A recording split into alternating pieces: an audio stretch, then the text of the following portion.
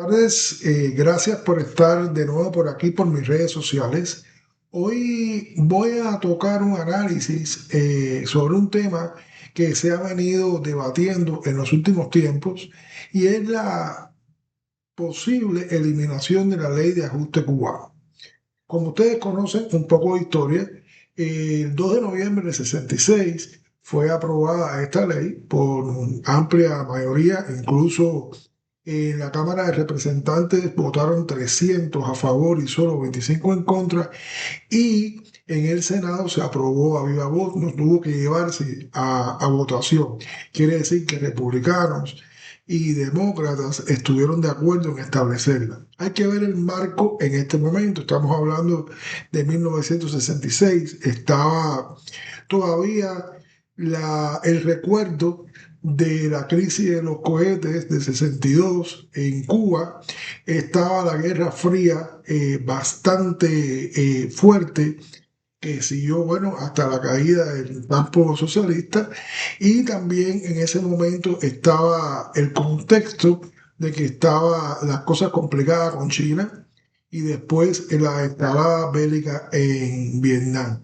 Estas tres condiciones, junto con el tema del enfrentamiento entre los dos bloques fundamentales, lo que es el campo socialista y el campo occidental, estaba o sea, fuerte la situación, que permitió que una legislación de este tipo pasara sin ningún problema, porque obviamente iba en contra del gobierno de Cuba, iba a tratar de derrocar al gobierno de Cuba.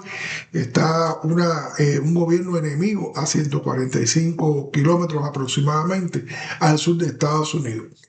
Durante mucho tiempo esta ley está en vigor, incluso ha sobrevivido muchos de los acontecimientos históricos relevantes de finales del siglo pasado, como la caída del muro de Berlín y el término del socialismo como sistema, obviamente el desmoronamiento de la Unión Soviética y sus satélites, y también increíblemente pasó por una etapa donde vio cómo las relaciones con Vietnam, como China y con la nueva Rusia se fueron estableciendo, restableciendo y llegaron a máximos, sobre todo económicos. Ahora, 2025, ya de nuevo vuelve el ciclo y de nuevo la guerra, que no está tan fría, yo diría que está bastante tibia, vuelve a ser Rusia y China los enemigos. Pero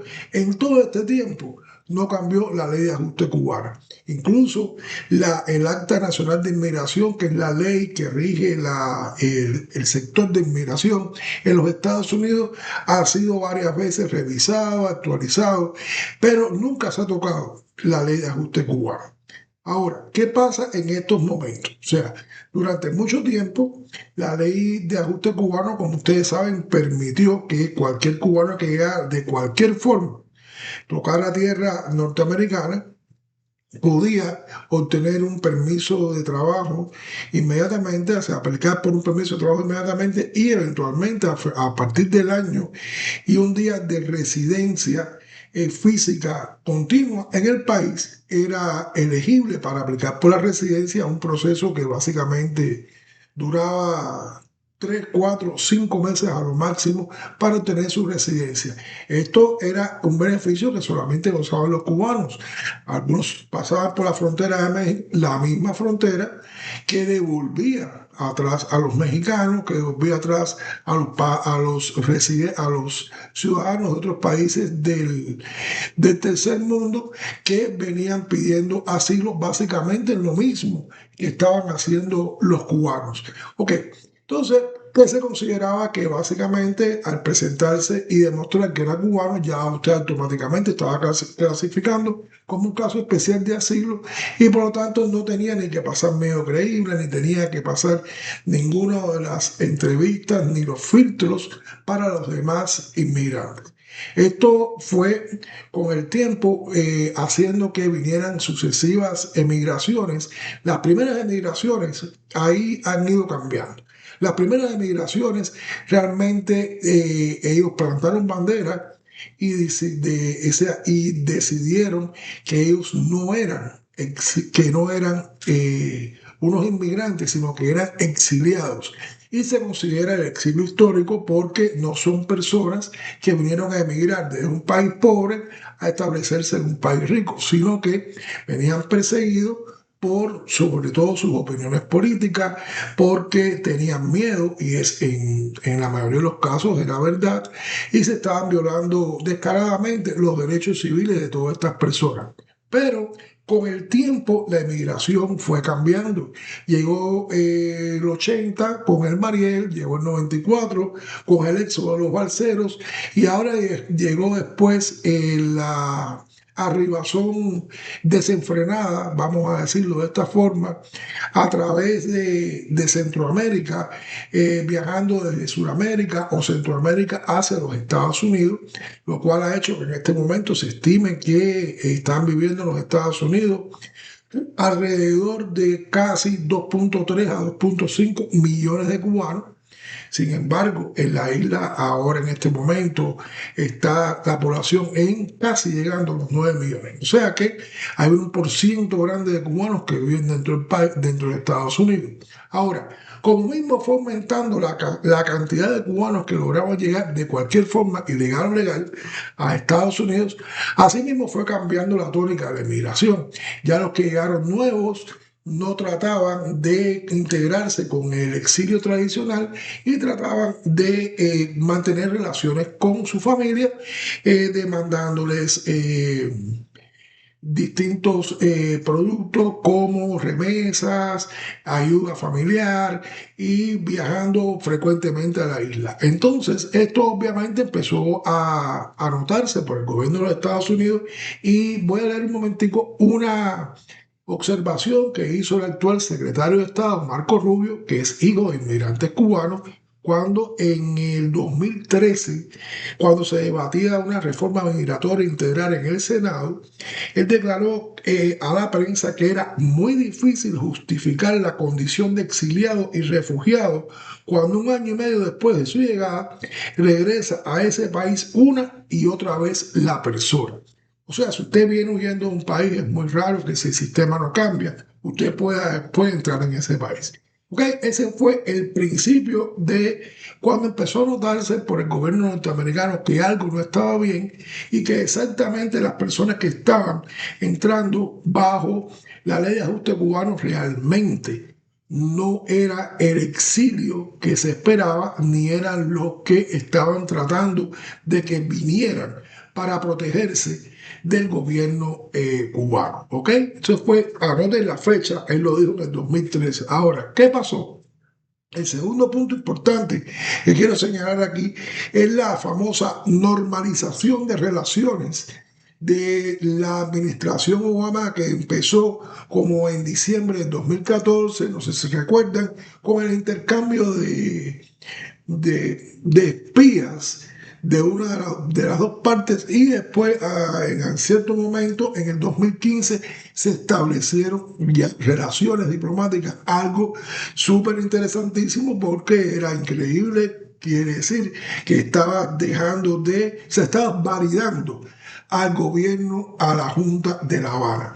También el presidente, para poner más en un detalle, fue a Cuba con su familia.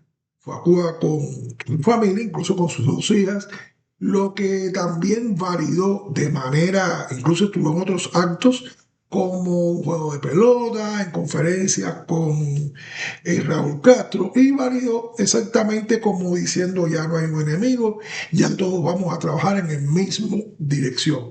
Ese es el segundo momento importante, y inmediatamente de eso empieza a moverse incluso entre los sectores más vamos a decirlo, de la extrema derecha, de la emigración histórica, y empiecen a tratar de desligarse y algunos a tratar de explicar de que realmente ya la ley de ajuste cubano no estaba cumpliendo el objetivo para el que se había hecho inicialmente.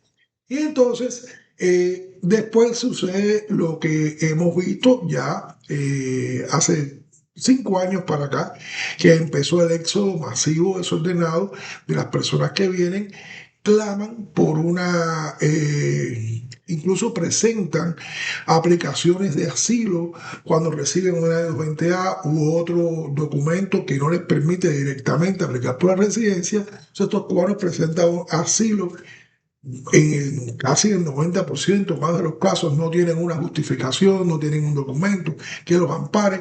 ¿Y qué pasa con esto? Bueno, sencillamente que se está demostrando que son asilos frívolos, que no tienen una base detrás de ellos y por lo tanto están reafirmando lo que el gobierno norteamericano está observando en la práctica, que son personas que realmente están emigrando por algo económico, que mantienen relación con, con el pueblo, o sea, con la isla, con el enemigo que es la isla, que está dentro de la lista de países que patrocinan el terrorismo y por lo tanto exactamente son personas que no deberían haber recibido ese tratamiento ni haberse ajustado a través de la ley de ajuste cubano, pero todavía la ley existe y es aplicable. Ahora, el futuro. El futuro es interesante. Todavía la ley de ajuste cubano existe en este momento por el inmovilismo que existe en el Congreso norteamericano y la pugna política que no se ponen de acuerdo los dos partidos. Y esa es una de las cosas que ha hecho que la ley de ajuste cubano todavía esté, vamos a decirle de alguna forma, esté viva, pero incluso con el cierre de la frontera y las decisiones que se han tomado con los casos de parol humanitario y CBP-1, estamos viendo cómo ya el gobierno norteamericano está tratando de eliminar al máximo todas las posibilidades de aquellos que han entrado usando este tipo de entrada, de ser cubanos, de llegar como pueden acá y después ajustar su estatus al año y un día. El futuro básicamente va a depender mucho de esta administración, va a depender mucho de los mismos cubanos, porque si bien el presidente Barack Obama comenzó la llamada normalización, los cubanos que están llegando desde hace ya mucho tiempo para acá están demostrando que realmente no son refugiados políticos, que realmente no son asilados en toda la extensión, sino solamente un pequeño grupo de ellos que lo puede demostrar, pero los demás realmente se están beneficiando de algo que no representa.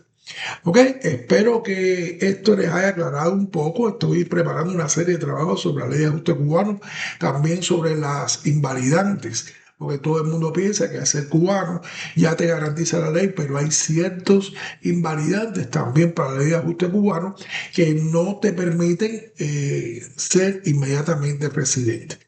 Espero que esto le haya llamado, o sea, le haya interesado este tema. Cualquier duda nos interesaría que nos dejaran saber si este tema les interesa, otros temas como este, o de algún otro tema de inmigración que nosotros podemos tratar de explicar de una manera más asequible. Recuerde que estamos localizados en Las Vegas, Nevada, en el 2470 East Tropicana Avenue, Suite F.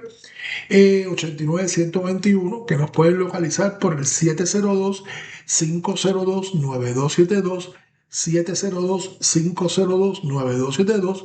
Y también este material estamos preparando y va a estar disponible con mucha más información en nuestro blog www.icedijo.com. Tenga muy buenas tardes y los espero en otro podcast.